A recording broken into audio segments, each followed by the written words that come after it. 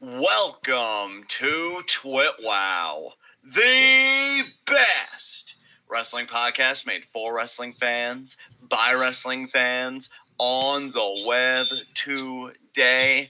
I'm John, that's my cohort and commentary Ashton, and this is our NXT Halloween Havoc review.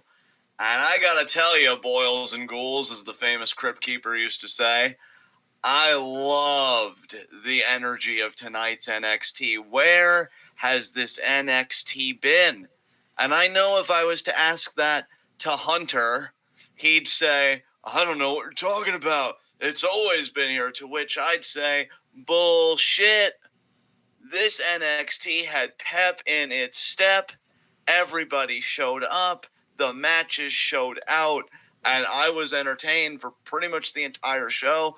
And you could argue if the right people went over in every match. I'd certainly say the right person went over in the main event, but I didn't even really give that much regard because I was too busy having fun. I'm going to hand it over to my core and commentary here. Ashton, what did you think about Halloween Havoc tonight? Yeah, I got to tell you, it's funny, I feel like if we would ask Triple H, where this energy has been with NXT, he would either deny that it's been missing or he would blame it on its maturity issues, right? Yeah, absolutely, brother, absolutely. It's, it's immature, and that's been giving it problems. But anyway, yeah, I definitely agree with you as far as the energy. It really did feel like the NXT that got us to start live reacting to NXT in the first place. I'm glad we didn't live react to this show because as fun as it was and as good as our live reactions would have been to it, I am really glad that we were able to hear some of the promos and hear some of the lines that were being said in some of the matches and hear the dialogue and hear the commentary and stuff like that. I just enjoy kind of actually being able to take in the story rather than us having to talk over everything. So it was a really fun show. And I will say that this was definitely live reaction worthy, but I don't regret not live reacting to it. Yeah, absolutely. I was grinning from ear to ear for most of the show. And they even set up stuff for next week.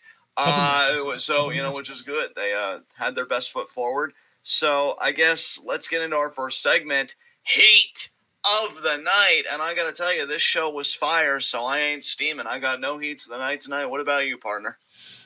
Do I? I don't think I do. Loved that. I loved that. I loved that. I loved that. I loved that. I loved that. That was not as bad as I thought it would be. We already kind of gave that shit last week. We don't need to keep piling on. Yeah, man, I think I'm good. I think I'm in the clear. Yeah. All right, then let us get right into our Halloween Havoc review. And I know we opened up with the North American Championship match. Damien Priest actually got played to the ring. That was really cool. It was so cool. Yeah, he really looked great. I think the gear was an homage to Sting, I heard commentary say, because Damien Priest... Yeah, he was really feeling himself tonight. He was dancing to the music. He was headbanging. He was, smiling from here. He was really in a good mood tonight. It was cool to see. Yeah, what was the stip title for this match, brother? Do you remember what they've heard it as? Yeah, God. Oh, I know I remembered it. I know I saw it. Fuck. Wait. Either way, it was pretty much... I might have wrote it down. Yeah. Devil's Playground match. That's what it was. Okay, yeah, which essentially, guys, amounts to no disqualifications, no countouts, falls count anywhere. Yeah. And Ashton, I actually want to hand the ball over to you to start because I know you've been quite vocal in the past on the podcast how much you love the false count anywhere stip when utilized effectively. How did you think these two guys did? If I were to grade the match exclusively based on how well they used the false count anywhere stip, I'd give it a 7.5, maybe an 8 out of 10. Because they did do a lot out of the ring, and the finishing fall, the end of the match, the final pinfall was away from the ring, and that you're earning a lot of points by just doing that. The 10 out of 10 falls count anywhere matches to me are the ones that go out of the venue. So I can't give it a 10 out of 10. And I don't think they even ended up in a parking lot area. They didn't even really leave eye shot from the fans. They kind of stayed contained inside the actual CWC the entire time. So, but that's really the only negative that I can say about it, is that they just didn't go out further. But they really did. Like, I would say 65 to 70% of this match was outside of the ring, and I loved it. Yeah, I definitely agree with you, man. I would have loved if it would have gone out to the parking lot, especially because even Cameron Grimes later in the night joked about the parking lot. So, like, dude, here's the thing. Nikki, how do we say it? Pickiest of nits. How amazing would it have been if the ghost face, like, throughout the night on NXT, showed up in the parking lot rather than when they did show up? Oh, God, yeah, that's some Michael Myers shit. I think that would have pushed it to the 10 for you personally, because it would have been the play on the NXT parking lot, and it would have been outside the venue. So, yeah. But you know what? Again, pickiest of nits. I really enjoyed this match. It's funny because, like, I know I'm gonna be hating the Garganos again soon, but they really haven't annoyed me at all these last 2 weeks. In fact, I've quite enjoyed I was their literally work. about to say, like, I forgot to mention it, but during, like, when you threw it back over to me for your intro, when I made the Triple H immaturity joke, I was about to say, like, this was the first time in a while that I can remember not being annoyed by either Gargano. Yeah, it was really nice, man. Even if it was just for one night, it was really nice to feel this way. And, dude, kudos to Priest, because he not only looked great in his gear and just looked good tonight, the bump that he took, especially to end the match, I'm like, damn. Yes. That was an inspired finish, man. A really inspired finish. Yeah. Because, you know, the Ghostface kind of attacker comes in, hits Priest with a pipe. Then Johnny, who's made a big stink about hating these wheels. And Shotzi was great as host, by the way. I just want to get that comment out. She really was. She killed it. Dude, she's going to be champion. I am She's an convinced absolute star, yeah. Yeah, no fucking doubt about it. Her cackle was great for this, too. She had an evil laugh quite a few times throughout the show. And he's like, shut up. You know, he's going to tell her, shut up. Like, that's actually become one of my recently discovered favorite subreddits, is witches versus patriarchy. It's really good. Nice. And, so Gargano's really had a big problem with spinning wheels of death. He actually used it for a Tornado DDT-inspired spot. Then the Ghostface attacker hands him a headstone, and he clocks it over Priest, and then to the point where Priest falls off through, like, kind of a building. I was even thinking, too, like, look, nothing will ever touch Lucha Underground, but when we talk about the inspired spots and the aesthetic and everything, this is the closest NXT felt like kind of an episode of Lucha Underground to me. That's a really good observation. You are absolutely right. This NXT, and especially this match, but really a lot of this NXT really did feel inspired by Lucha Underground to me, for sure. And it's like, I didn't even realize it until you just kind of connected those dots for me. But now that you did, you're 100% right. That's 100% right, yeah. Because how many people did we see in Lucha Underground, like, fall through that one building, like at Cueto's office, right? Yeah, and it's like... absolutely. Yeah, I loved it, man. That's what I'm loving about the North American Championship. I don't know how that tone's going to change, but when Damien Priest was champion, albeit however brief, he really went hard with that fucking title. I don't know. Kudos to Priest, man. But Gargano, the first ever two-time North American champion. Unfortunately, and this is where, again, I won't call it a heat of the night because nothing's happened yet, and I don't want to be, like, biased, but commentary already mentioned that Bronson Reed was waiting for the winner, so we're going to do Gargano, Bronson Reed, and I just do not care about that match at all. You know what, though? Bronson Reed has, earned a few points in my book with some of his recent tweets. Well, that's good. I mean, anymore, if you're a good person in wrestling, I'm always going to root for you on that front. God, I just wish the character matched the talent. I'm not speaking about character in the kayfabe way either. But yeah, really cool matchup. Fun, frolicking in the Devil's Playground. Gargano gets the win. Do you have anything else you want to say about this match, man? Some of your favorite spots, just observations going forward? I really wanted to get into a discussion about the Scream Mask person, the person that was dressed up as like the Grim Reaper with the Scream Mask. Do you think it was the same person for this match and the main event? I mean, I assumed it was just instinctively, but I'd have to go back and watch tape and see if there's any difference in build or anything else, because that is a good point that you raised. It doesn't have to be the same person. I never really thought about that. So I guess tentatively I'll say yes, but who knows? Because I got a vibe that it was different genders. I got a vibe that it was a dude for the Gargano match and then Indy for the Io Candice match. Yeah. If it was a dude for the Gargano matchup, like, I know we were mainly you. I got to give you all the credit here. You were saying Ciampa. I don't know if I'm as convinced because we did see him do a promo like later in the night. Yeah. I don't know why you'd want to cross wires with those. Well, you know that stories. like when he did that, I was like, oh, I guess it's not Ciampa. I had that. Yeah. And so, like, I'm wondering, because we know Indy Hartwell seems to be, well, I would say more of a Candice fan. Like, she wants to get in with the Garganos, but specifically with Candice. So I wonder if Johnny's found, like, his own protege, which would be horrifying, and who that would be. I mean, dude, I hate to say it, because I know we said we were going to mention trash people on the stream, but I'm going to make an exception here since we're just having a discussion. Maybe it is Austin Theory. You know, maybe Austin Theory, who said he'd quit. Interesting theory. Go to your room for 5 minutes. But yeah, no. No, you know what though? I will say I do agree that Theory is a possibility, and especially because like we've already seen him follow a strong leader in Seth.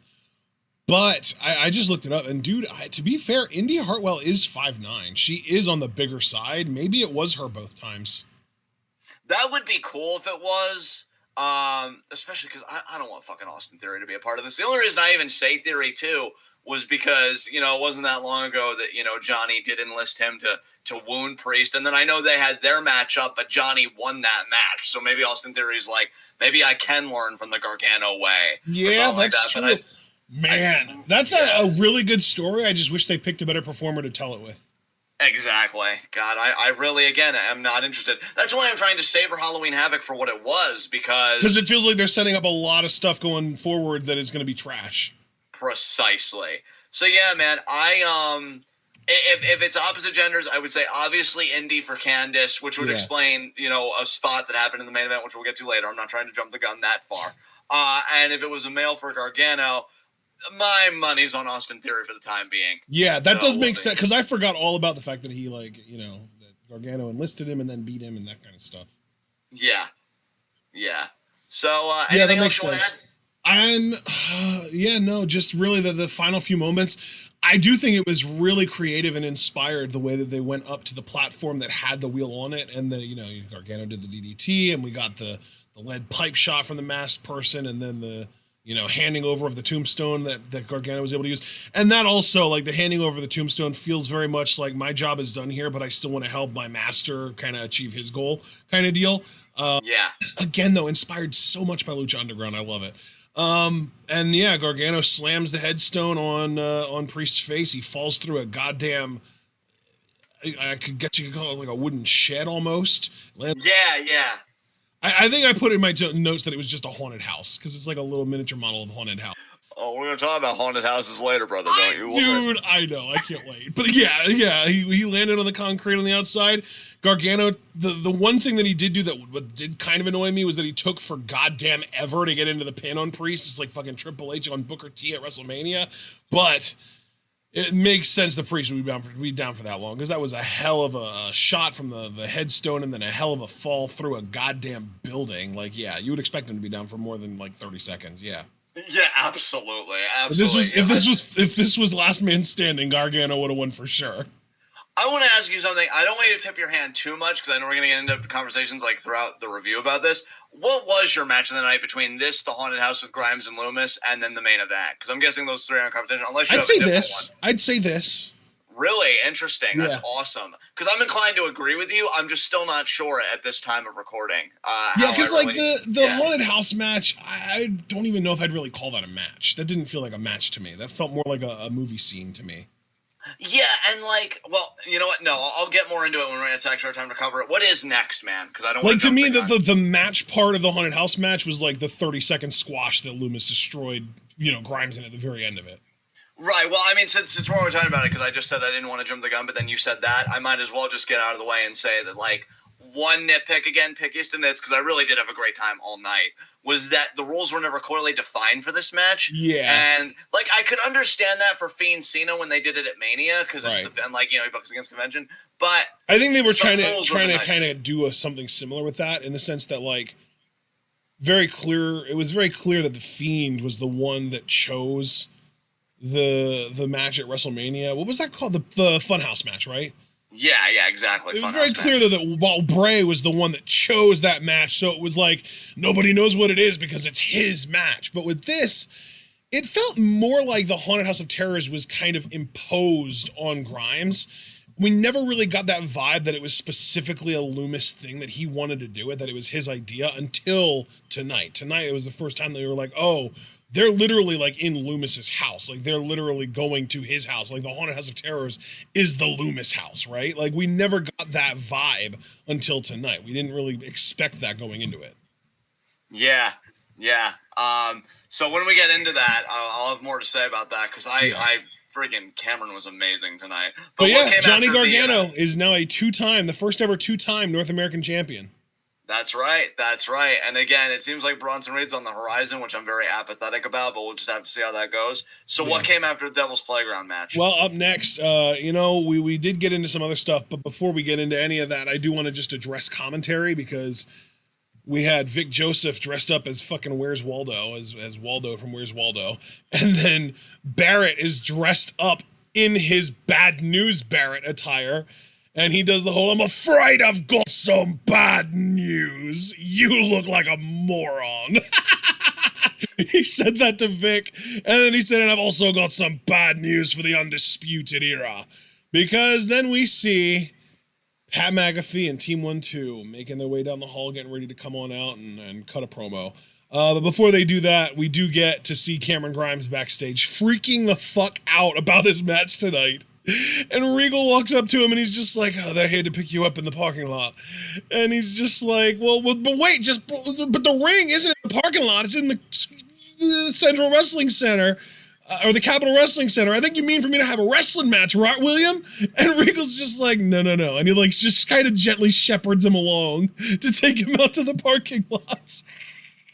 Yeah, dude. And like, Regal was kind of unnerving with how calm and pleasant he was about the whole thing. So that was nice. Calm and pleasant, maybe, but I got more of a creepy vibe from him in this. Oh, he was unnerving as hell. He was unnerving as hell. And like Cameron Grimes being like, parking lot, you know how dangerous the parking lot is, and like just like fucking frightened, like scared out of his mind. Yeah. Was Cameron Grimes just amazing. Yeah. But just kind of take the ball here. I'm gonna be honest with everybody. So I'm kind of like I'm wheeling and dealing. I got stuff going on, and then all of a sudden in my right ear, I'm hearing this fucking Giga Chad just talking about shit, God. And I'm like, who is this? McAfee. And then it's fucking Pat McAfee. Again, brother, because I know I can drone on. I usually like in our reviews to give you the ball first, but can I just at least get the ball running to you that Pat McAfee's a fucking natural, dude. He is. He really, really is. Dude, this promo was like, I'm going to explain everything that people want explained. Complete transparency. I loved it. Oh my God. It was so good. And he does it with such charisma. Like, dude, just rein me in if you think I'm being hyperbolic. I will. I think he's better than like 80% of the people on WWE on the mic. Maybe even higher than that. Dude, I was gonna say I think really 80% is an undershot right there. I think you could go up to in the 90s somewhere. I wanted to say 90, but I didn't. Again, I didn't want you to reel me in, but I really, dude, like and especially relative to his experience, it's insane. It's like I hear him talk, and I'm annoyed by him because here's the thing: he's got that like again. I was only somewhat joking when I'm like, "Oh, this Chad," because he really is. Yeah. He's fucking built. He's an NFL player, but his voice does have, if I could be so bold, it does have an annoying quality to it, which I love though, because he looks like that and he talks and he brags. I think it's because it's like higher pitched than you'd expect from someone that looks like him. Yeah. Absolutely. And like it's almost got like a Terry Funk quality to it. Yeah, dude, totally. And here's the thing. He laid it out so masterfully, not missing a beat. But again, I wanted you to really, again, always take the lead on stuff like this. So just give us the summary of his promo and just what you thought of the delivery and fucking Dude, I love that he opened up basically shitting on the internet wrestling community.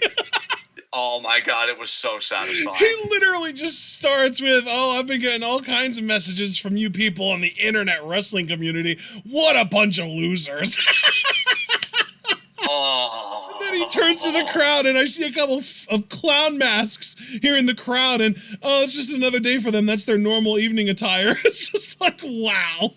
Yeah. An absolute, yeah. When you say he's a natural, there's no better way to put it to me.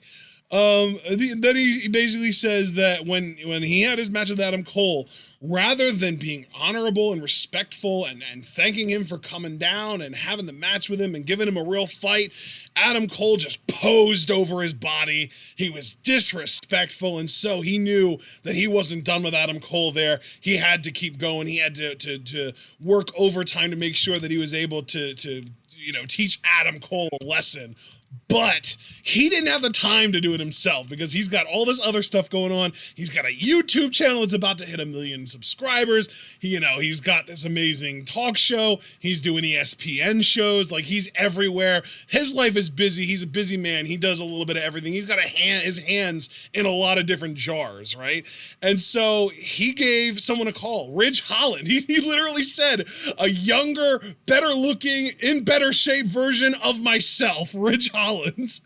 Yeah. He says, "How much do I gotta pay you to take Adam Cole out?" And Ridge said, "I don't need money, I just need a car." And he's just like, I assumed that he was gonna want a big car because he's a big boy, but he chose a Mercedes-Benz. And he says that he watched as his guy that he just gave a Mercedes-Benz to get his leg shattered into 1,000 pieces. Oh no! But he did also mention that it was Ridge that took Adam Cole out at TakeOver 31. And then he basically said, and then he watched as his guy that he gave his Mercedes-Benz to get his leg shattered into 700 pieces. And so what did he do? He reached out to the guy that put his guy on the shelf, and Oni actually turned him down.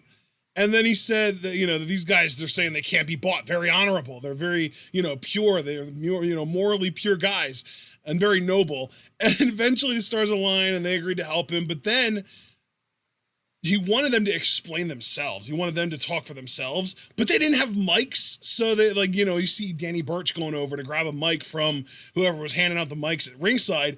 And McAfee was just like, this is so disrespectful. I can't believe this. And then Undisputed Era's music hits. But it's only Kyle O'Reilly. Only O'Reilly comes out. No Roderick, no Bobby. I mean, we're assuming Adam Cole is out because of the Ridge Holland attack like a month and a half ago or whatever. But no Adam Cole either. And he comes out, and as he's about to enter the ring, whose music should hit but Peter Dune himself? And I think he might have taken offense to Kyle O'Reilly referring to him as that because he brings 2 chairs down to the ring, hands one to Kyle. Kyle throws his down, and Dunn attacks him from behind, smacks him in the back with a chair, and we get a 3-on-1 beatdown with Pat McAfee playing cheerleader from the side. Okay, so a lot to respond to here. I'm glad I always let you go first on these because I think I'm better at responding than just going. McAfee's energy never dipped on the promo. No. And I love that. Yeah. Like, he really, not to, again, and I could be hyperbolic here, but to me, he may not have the exact same energy as, like, a Stone Cold or a Rock, but, like, it kind of touches on that for me, man. That charisma and that just never missing a beat and never letting up. You know what, dude? Like, it was almost Hogan-esque. Yeah. That ability to just go 100 miles an hour nonstop on the mic until you finally get to the end. Yeah, I think it's a very different energy from Cena, from Austin, from Rock, but I think it's right in line with Hogan's energy. Obviously, much less, I would say, not as like over the top, not as larger than life as Hogan's was, but the same type of energy, like in line. Like if Hogan was an 11 out of 10, McAfee's at like a solid 8.5 out of 10 on that same exact type of energy. Bro, abso-fucking-lutely. Abso-fucking-lutely. So that was point one. Love the content of the promo. Love the explanation. Like, he admits that he got beat. He just felt disrespected after the fact. Yeah.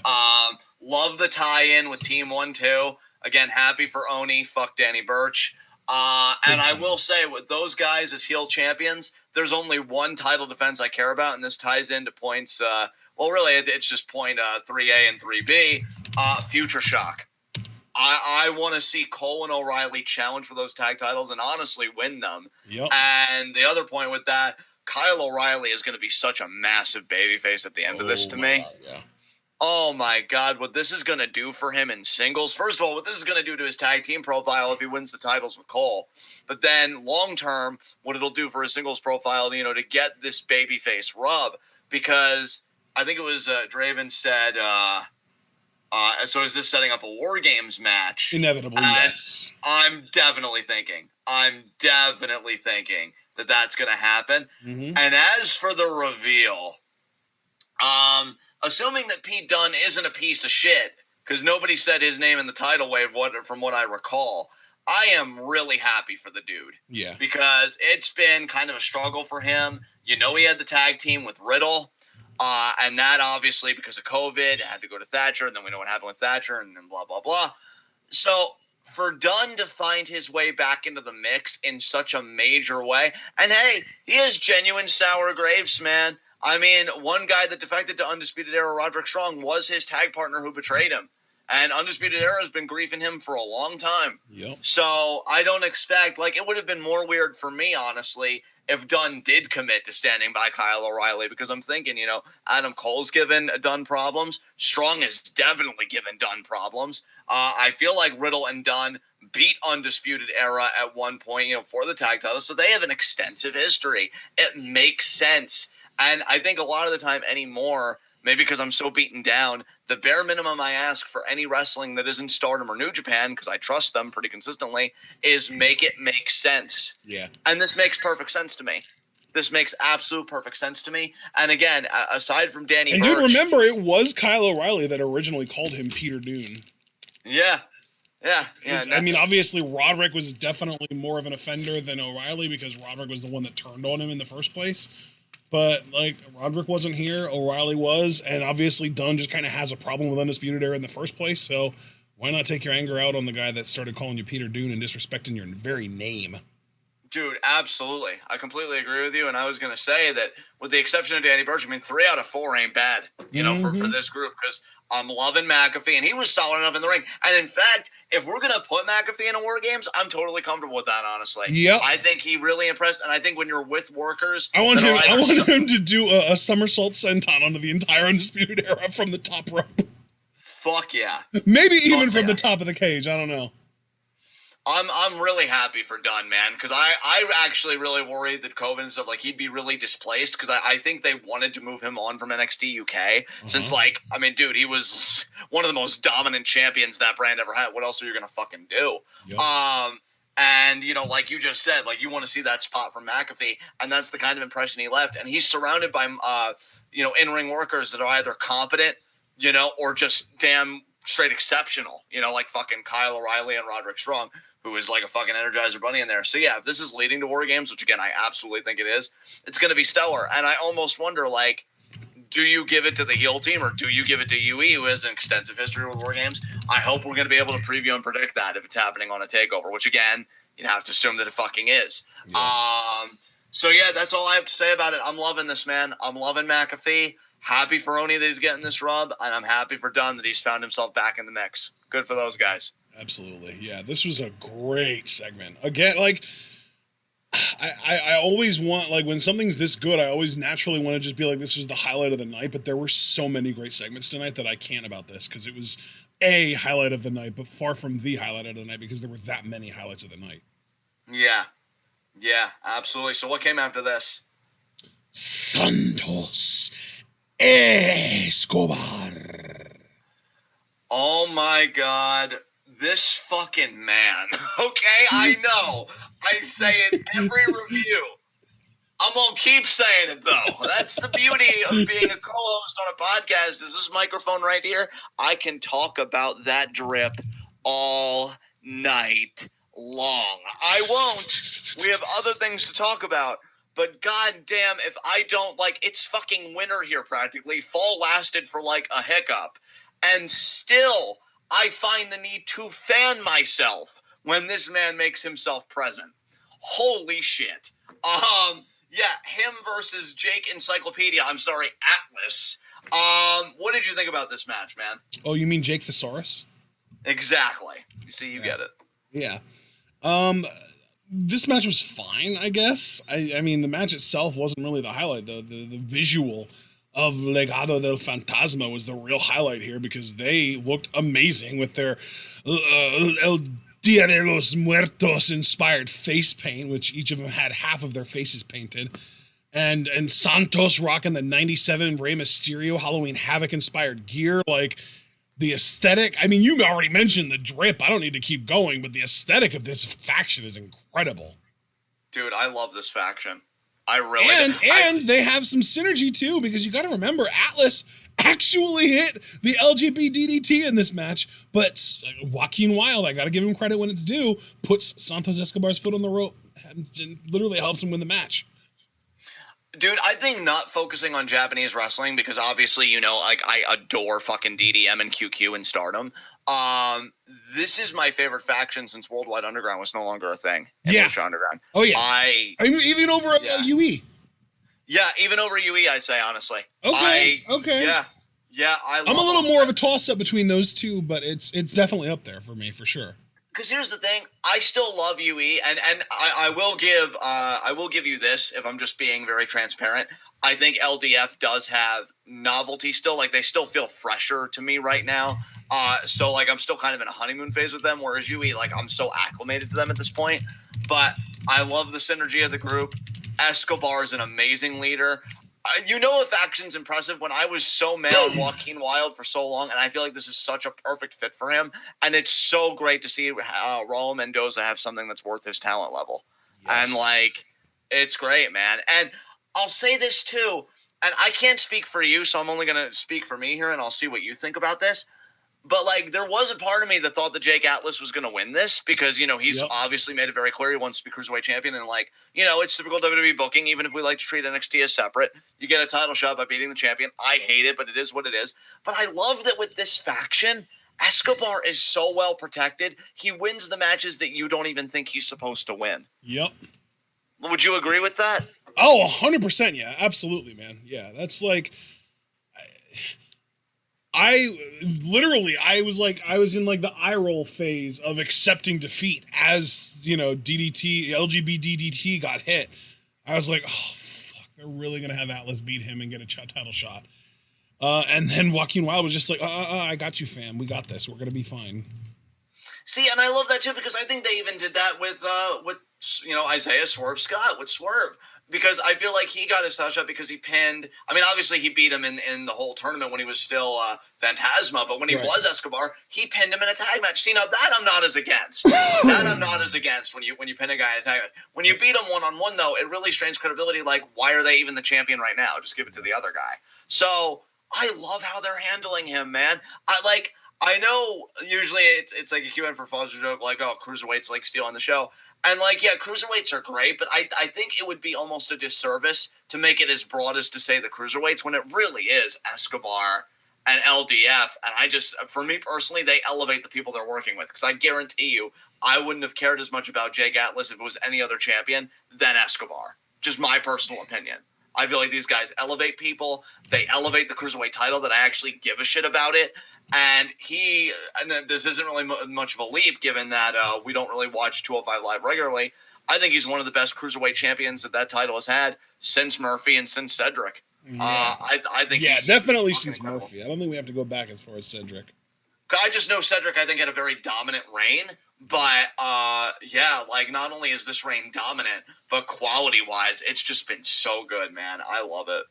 I love it. So... he wins with that double arm underhook, like face buster to the knee, which I love. Seems like a really believable finish. I don't know if I think Swerve actually kicked out of that move in their takeover match, so it's kind of weird to establish it as a finisher now. But I would say Jake Atlas is a lower tier opponent than fucking Swerve, so I'll buy it. Yeah. Anything you want to say about all this? I also, you know, we've been talking about how great Escobar's been. And you know, we've been kind of highlighting how great it was that Wilde put Escobar's foot up on the rope to avoid a 3 count, but we've also got to remember Raul Mendoza played a key part in this as well because he headbutted Jake Atlas right in the forehead with the loaded lucha mask. Yeah, loaded with courage. Oh my god, and dude. tradition. Yeah, dude. And that's another thing too. Like, I fucking love this faction, man. Because I'm so glad you brought up the mask. Because I actually completely glossed over that.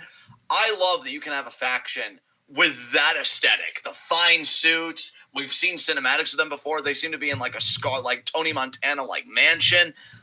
And you do something as hokey as a loaded fucking mask, and I believe it, and I love it, and I revel in it. Like, because I'll admit to my hypocrisy. You know, WWE has done hokey shit like that before. Like, remember when a monitor just exploded in Ambrose's face when he was facing Bray Wyatt at that one TLC pay-per-view? And I'm like, fuck off. But I think when I like you and you're just so credible in every other way, and then you speak about the cheesiness with such conviction, because Escobar even said on Twitter, I'm offended. You know, that mask was loaded with courage and tradition. It's like, yeah, I fuck with you. Definitely. I love that they get away with it, man. I love that they get away with it because, like, they believe it. They embrace it wholeheartedly. It's so good. I adore these guys. Yeah, they're great. They're really, really good. So after this, though, we can move on now, probably. We got an promo talking about Dakota Kai, and I think Ember Moon put Dakota Kai over more than anybody has ever put Dakota Kai over in her entire NXT career. But she also adds on at the end, she's not going to like the receipt that's coming her way. I loved it. It was a perfect, succinct promo. Because I agree with you that it really put Dakota Kai over, but I love that she did it honestly by contrasting it with the Dakota that she was, you know, before Ember had even left. Yeah. You know, like, scared of her own shadow. And then you talk about her growth. And talking about somebody's growth, I think, is one of the best ways to put them over. Because it's like, I'm not going to act like you've always been like this, but the idea that you grew into this is a testament unto itself about how good you are. So, yeah, great succinct promo from Ember. No need to do a dissertation on it. What came after this? We had a sort of the first half of the Haunted House of Terror match. Because Grimes, you know, we saw him in the van and he was freaking out, trying to, you know, he was walking around this yard and he was just like, come on, Loomis, you got to come on out here. Stop messing around, man. And he's basically, I'm not afraid of you, and that kind of stuff. We see Loomis literally just chilling out in a fucking tree. And then Grimes goes into the house and he gets scared by a mounted buckhead and then a rolling tricycle. And I love when he saw the tricycle, he was just like, Loomis, you got kids? Yeah. And then he walked by and we see Loomis kind of peeping and creeping from a closet. He goes into a dark room and he sees a referee, but the ref was like staring into the corner, like he was in the corner facing the corner. And when he turned around, he had like a warped face and shit, like some ring shit. And it scared Grimes. And then Loomis finally gets into this room and attacks Grimes, but Grimes actually gets the upper hand here. And then he leaves the room, goes into a bathroom, closes the door behind him, and there's a woman showering in there. And he starts to get all comfy, and he's, whoa, I didn't know Loomis had a sister. And he starts taking his hat off, takes his vest off, opens the shower curtain, and it's like the girl from The Ring, basically. So, you know, he freaks out and runs away, and he keeps running into, like, basically zombies. And eventually he finds his way back into the van, but Dexter Loomis is there too. So he bolts, and then we get a to be continued. Oh my god, man, this fucking dude. Because, like, some of the effects with the zombies and stuff were a bit cheesy, like that cutaway with the shower. But, like, he sells it so well that you just go along for the ride. Again, I love matches like this where, you know, if you were really a dour personality in this and that, you could rip it apart for whatever reason. But when you just give yourself to it, and I'm not even talking about, like, well, I guess it's what's on, so whatever. But I mean, like, really, like, okay, I see what you're trying to do. I'm vibing with it, you know, let's go. It's great, man. That shower bit had me fucking dying. Oh, I didn't know Loomis had a sister. Why don't you make some room for Cameron Grimes? Like, I love every time he says his name. His own name, yes. There was a point that he got into the fucking house and he was just like, you know, you're here to wrestle Cameron Grimes, too. I gotta calm myself. Oh my god. He's a gift. He's a gift to this fucking planet, and I will not be told otherwise. I wouldn't dare tell you otherwise, because I agree with your face. Like, I'm gonna be honest, guys. I know we just got done the G1, so I think I can say this with more certainty. Cameron Grimes is my favorite comedy wrestler, and he's not even a comedy wrestler. Like, You know what? Maybe to be more exact, just so that I don't get anybody like debating me, he's my favorite comedy promo because his promos are fucking funny. I mean, come on.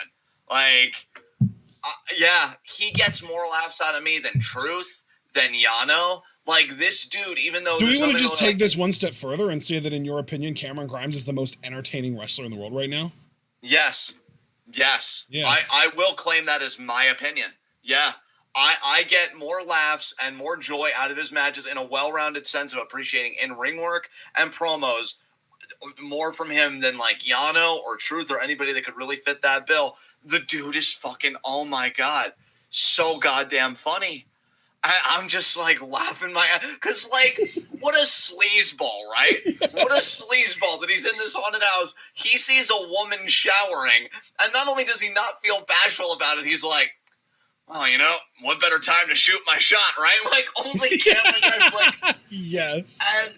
And when we get to the second half of this matchup, which I'm not saying, like, we'll get into that now, unless you wanted to treat this as a complete thing and then just kind of treat it as its own thing, I don't know. But Beth actually had a great line, Bethany Firebird, on commentary, where she said, you know, if zombies eat brains, I know Cameron won't have anything to worry about, but you guys should be careful. And it's like...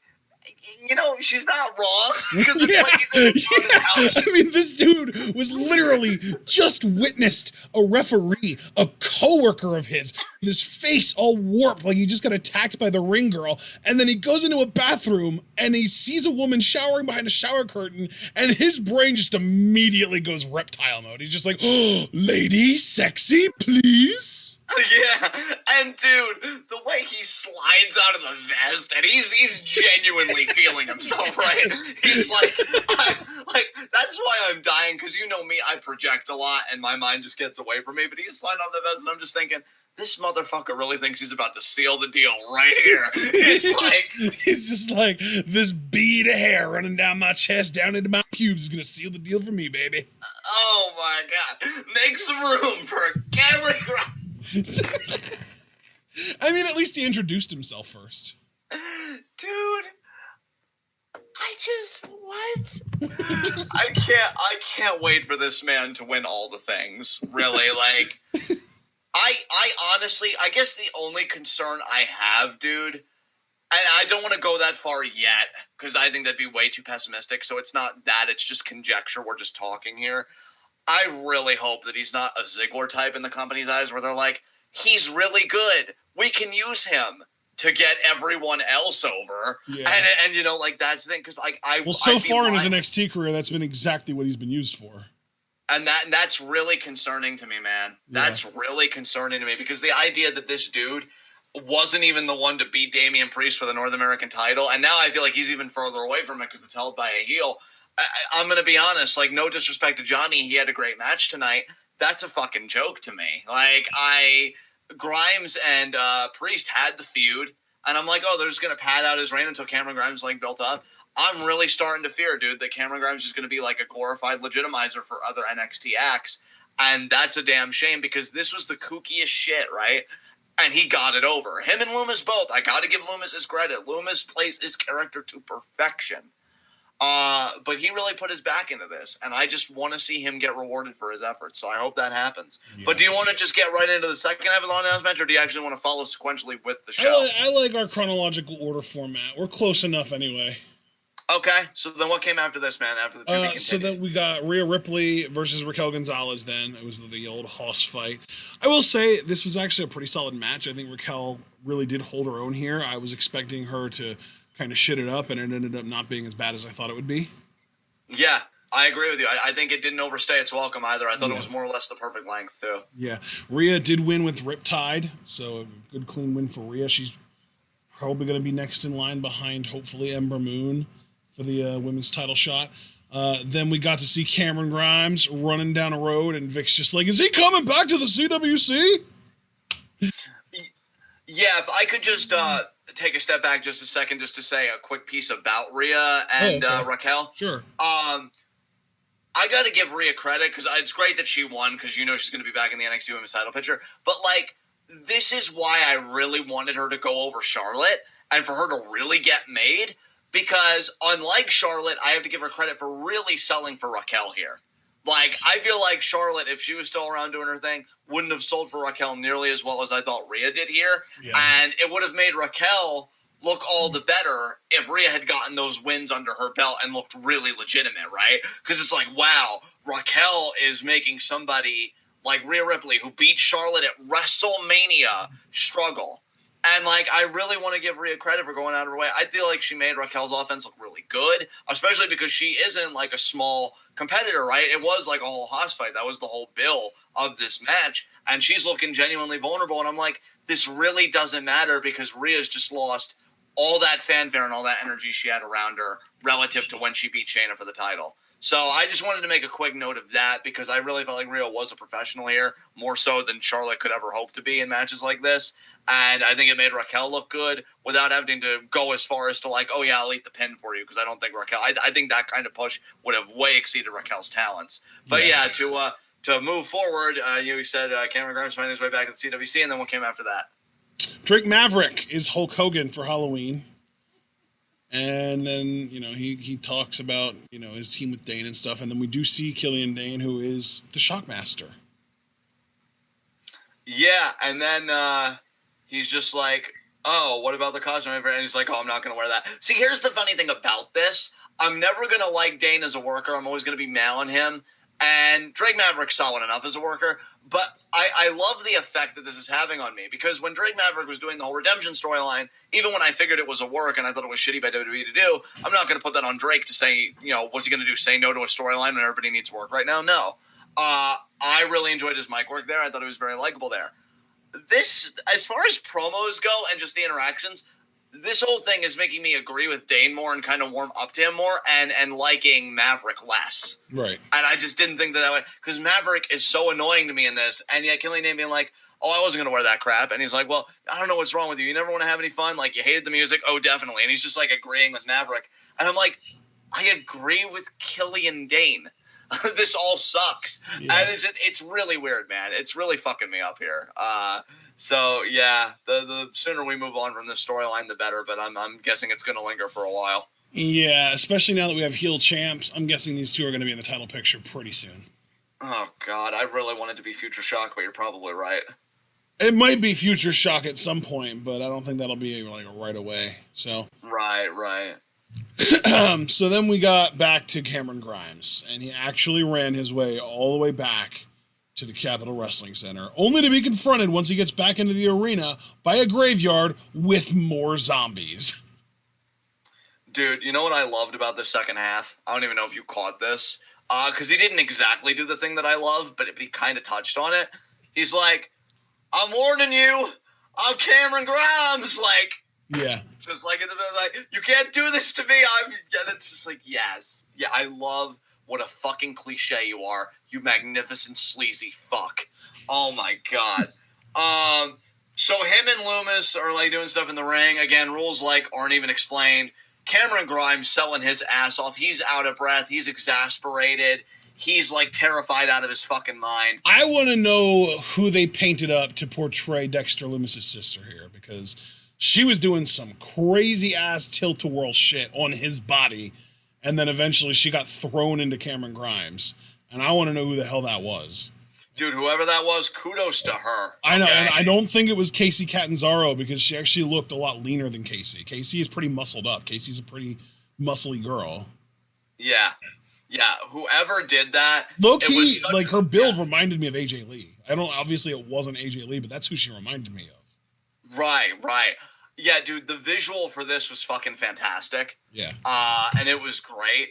And by the way, you mentioned that zombie. I want to give credit to the zombie that took the cave-in spot. Whoever that was, kudos to you. I thought that was an interesting sell.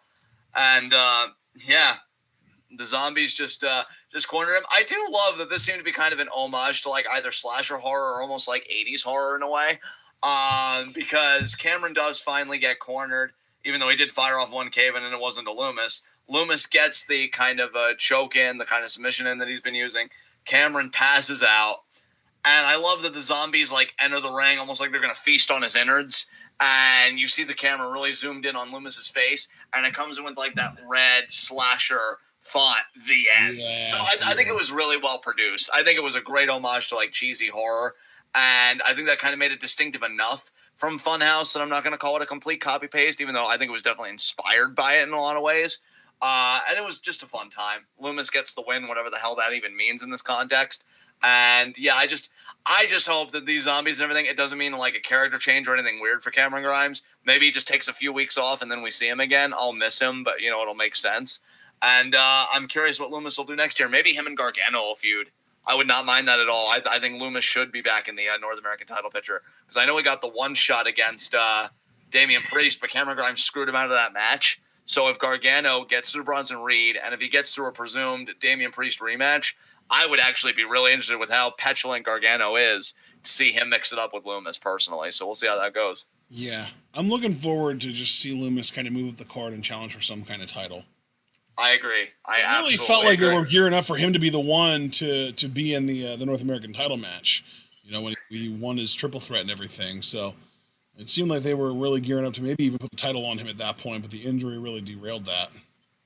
Yeah, it's unfortunate, man, because he, again, is one of those guys. I said it earlier on TWitWoW Request Live, for Armageddon 07, which you guys can find on the channel.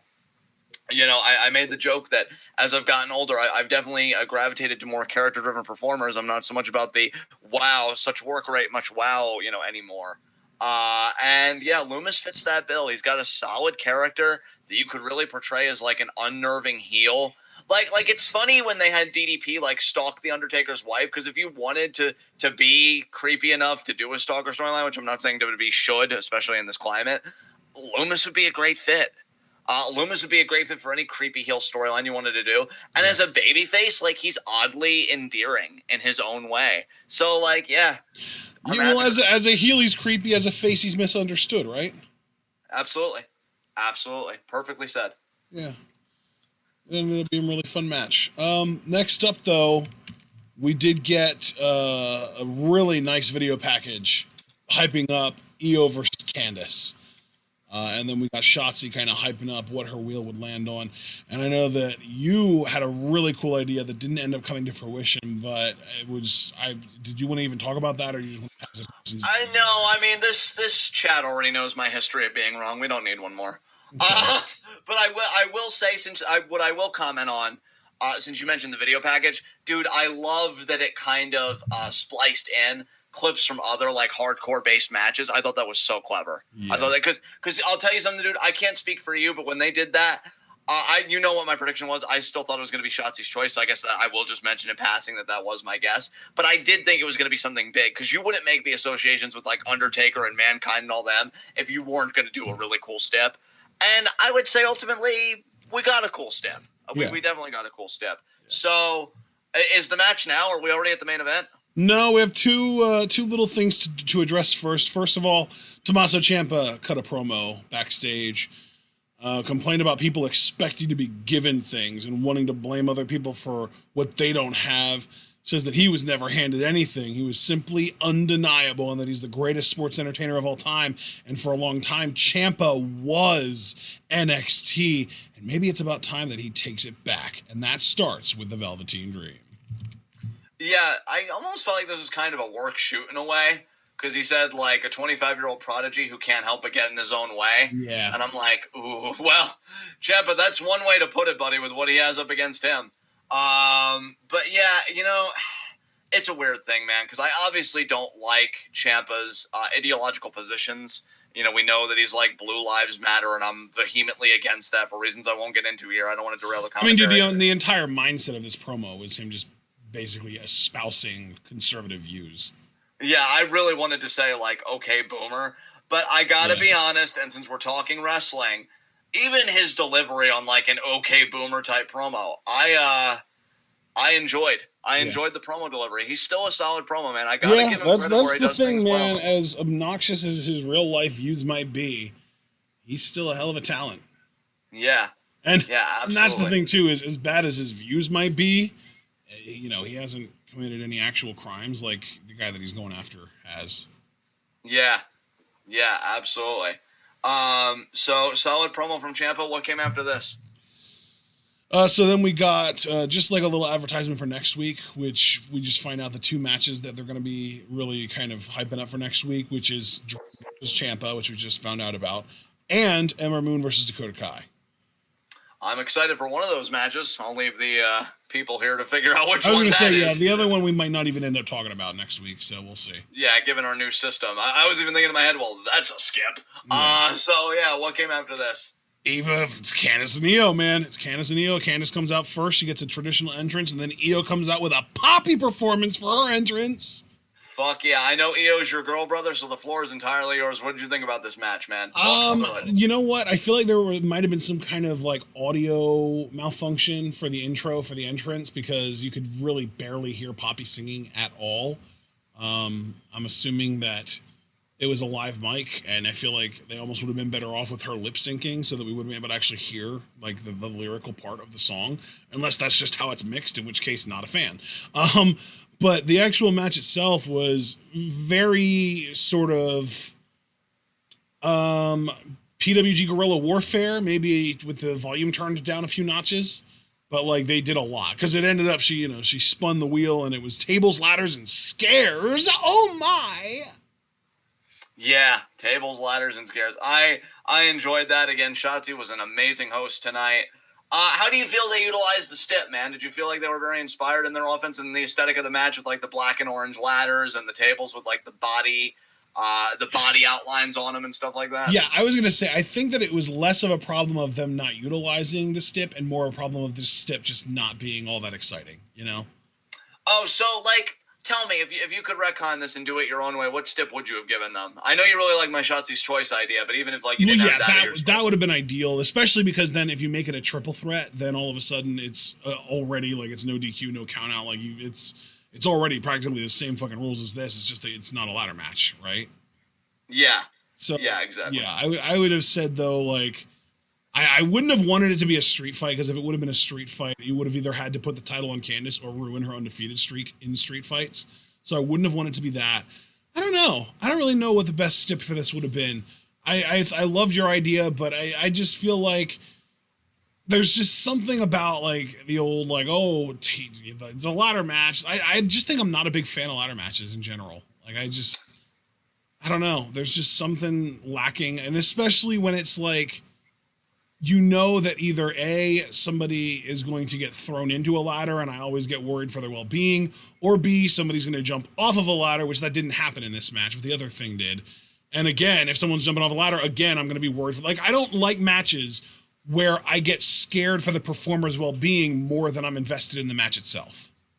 Right, okay. And this, like, Candice took some fucking nasty bumps in this match, and I literally just had to keep reminding myself, like, she's a tough cookie. She got super kicked in the mouth with thumbtacks by the Young Bucks. She's got to be fine. She's going to pull through. She's going to be fine. This is nothing compared to what she had to deal with in PWG. She's going to be fine. Like, I had to keep repeating to myself, like, it's okay. She's going to be all right. So it's just one of those things where matches like this and it happens more often with the guys than the girls. But in this specific case, Candice was taking some nasty bumps. Io took one bump that scared me that she would have hurt her arm, another one that I thought she was going to hurt her leg, and I was just like, you know what? I care so much more about these women just not getting injured than I care about who wins right now, that I just couldn't get as into this match. That's why this match didn't really rank that highly for me, because I was more worried about the well-being of the performers than I was worried about, you know, who's going to win or whatever. Yeah, I can understand that, man. I will say, as much as I like didn't like it because I was really enjoying Priest's run, it was smart from a booking standpoint to put it on Gargano if the purpose of that was to build suspense, like, oh, can they finally be that dominant married couple? Because Johnny's gone 1-for-1, so I think it heightens the intrigue for the main event. And yeah, you know, it was a great back and forth matchup. I love the aesthetic of the match, again, with the body outlines on the tables and then the black and orange ladders. Definitely very Halloween themed. Io, man, fucking went hard as she always does. Had some great spots. I like the trap the ankle and the chair kind of dragon screw spot she did. Yeah. I think it could have looked a bit better, but you know what? Points for inspiration and trying to be a bit different. You know, Candice did some good stuff when she dodged Tiger Fan Kick, the chair shot to the back. Yeah. What does she call it? What does she call the Ticket to Ride, right? The neck breaker? Or am I thinking of something else? God. Miss LeRae's Wild Ride. Okay, I knew Ride was in there. Miss Lorraine's Wild Ride. Through the tables, that was great. The Mystery Attacker comes back in again. And this is where Shotzi participated, because that was another reason I thought it would be Shotzi's choice. It's like, it would be weird for her to be a host and just not see her wrestle at all. Like, I really thought they'd have her wrestle on Halloween Havoc, because this is like her event. And obviously that didn't happen. But she did get physical doing an electric chair drop, I think, on the chairs. Yeah. To Dude, the Attacker. She calls herself the ballsy badass. I love how ballsy she is, too. Because, like, there is somebody who is literally dressed up as a serial killer trying to help somebody win a championship. And she just does not care. She just flies in, jumps on her, gets her up on her shoulders, or him, I don't know. I'm assuming it's a woman. Gets her up on her shoulders and then drops her. Like, yeah, Shotzi doesn't care, man. Shotzi don't give a fuck. Yeah. And, the ending sequence with Candice falling through the ladder, I'm like, damn, Candice really wanted to go hard for this. Like, yep. I knew obviously it wasn't PWG levels of violence because they could get ridiculous, but it definitely was like a PWG light to me, some of the bumps that Candice took tonight. Yeah, that's what I was saying. It really did. Like, it was reminiscent to me of, like, okay, so they're basically going for, like, watered-down PWG street fight or, like, guerrilla warfare, like I said. Yeah. So, Io retains the championship, and I would say it was a solid entry. Io's reign continues. Really salivating for that Io Ember matchup, personally. I know you are, too. And, that was Halloween Havoc. So, do you have anything else you want to add before we get to our next segment? I do not. All right. Then let us get into high spots and low shots. I'm going to say that my low shot is Candice, because not only did she lose the match, but we've even been seeing, the Garganos have just a little bit of marital tension. And how do you think that's going to be compounded now that Johnny has a championship and she doesn't?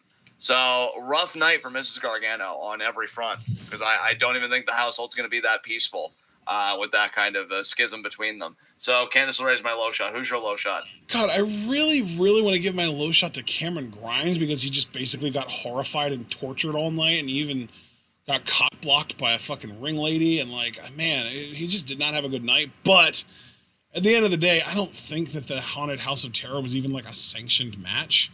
So I got to give my low shot to Damien Priest for losing the North American title. Makes perfect sense, man. You know what? Just because I'm feeling myself, I had such a fun time, and I'm really enjoying that we're back doing actual reviews of NXT, because it just goes by so much quicker, and I loved our energy tonight. I'm going to say my high spot is Santos Escobar. Yes. Oh my! I need to fan my own face. And I know that there were many obvious picks that I could have made. I did want to save some for Ashton, be considerate of him in case he wanted to make one of them. I don't know who he's going to pick. We're going to find out in a few moments. But I think why I picked this goes back to a soundbite that I had earlier in the review. This champion is so well protected and so well booked, and his faction's just so amazing that he even wins the matches that by most standards he's not supposed to win. Like, I would have totally bought Jake Atlas winning this just because of the simple narrative of, oh yeah, Jake, we'll get you to a title shot. You just need to, pin Escobar. And I still think Atlas is going to get a title shot, but I love that both with Swerve and now Atlas, they're committed to taking the scenic route because they're not willing to go there at Escobar's expense. And that's how it fucking should be. So Escobar's my high spot, easily. I love Who's your high spot, man? Yeah, that's awesome. So my two honorable mentions for my high spot didn't even wrestle tonight, but I wanted to just give them both credit for having amazing performances at what they did do. And those two individuals are Pat McAfee and Shotzi Blackheart. Fuck yeah. They killed it tonight, man. Yeah. They killed it tonight. And the reason that I really was tempted to give Cameron Grimes my low shot was because I really wanted to have the ultimate paradox of him being both. So I didn't do that because I want to do this.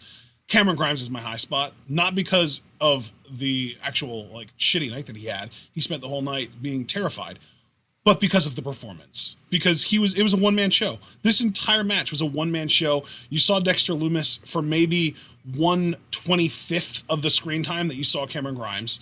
You saw fucking zombies more often than you saw Dexter Lumis in this match. This was a one-man show, and Cameron Grimes absolutely stole the show to me. Oh, dude, without a fucking doubt. I love that you went there, dude. I love that you went there. I love, dude, that both of our high spots celebrated fucking kings in completely different senses of the word. But yeah, good shit, man. Good shit. Do you have anything else you want to say? Nope. All right, guys. Well, this has been Halloween Havoc. This has been TWitWoW, the best wrestling podcast made for wrestling fans, by wrestling fans, on the web today. I'm John. That's my cohort and commentary, Ashton. Guys, be sure to like the video. If you haven't already, the more likes you leave, the more likely we are to be the top search result for NXT reviews on YouTube. And given that we're the best at what we do, the top is the only place that we belong. So help us along and leave a like. Click the bell icon for notifications and subscribe so you never again miss any of that TWitWoW goodness. And I'll get back on it. I know I left it for a minute. When this video is done processing, please comment down below. Talk to us. What was your favorite Halloween Havoc match tonight? Where do you see the trajectory of the North American Championship going forward? Who's EO's next challenger going to be? Just give us all your thoughts about everything. Just let us know what's going on in there in that Chrome Dome. And, you guys already know all the stuff we're involved in the description box. I will emphasize most immediately that tomorrow at 7 p.m. Eastern Time, we have Q&A. Very close to the end of the month here. So you guys have a little bit of time left. YouTube, Twitter, Facebook, Discord. If you're a Patreon donor, you get up to 5 Q&A questions. If you're a non-Patreon donor, you only get 3 Q&A questions. So whatever category you fit into, get your questions in before 7 p.m. tomorrow. Friday at 5 p.m. Eastern Time, we'll be doing the most recent Stardom show. I want to say it was the 10/25 Stardom show. Yep. I could be mistaken about that. I am right about that. Look at me fucking go right now, everyone. So that's going to be at 5 p.m.